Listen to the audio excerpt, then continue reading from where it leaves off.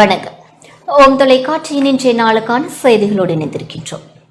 மட்டக்களப்பு கிரான் ஸ்ரீ சித்தி விநாயகர் தேவஸ்தான மண்டலாபிஷேக பூர்த்தி மகா சம்பாபிஷேகம் இன்று நடைபெற்றது. மட்டக்களப்பு கிரான் ஸ்ரீ சித்தி விநாயகர் தேவஸ்தான மண்டலாபிஷேக பூர்த்தி மகா சங்காபிஷேகம் பால்குட பவனி இன்று காலை நடைபெற்றது.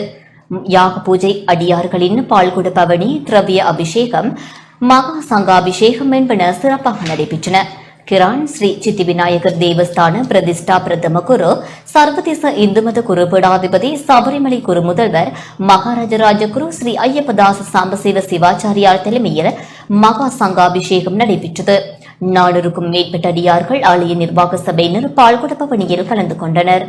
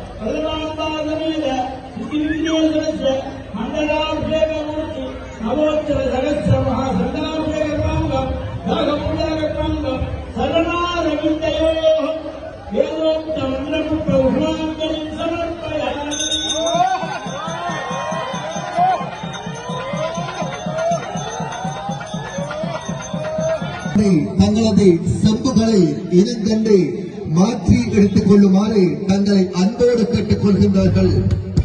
ஸ்ரீ சித்தி விநாயகர்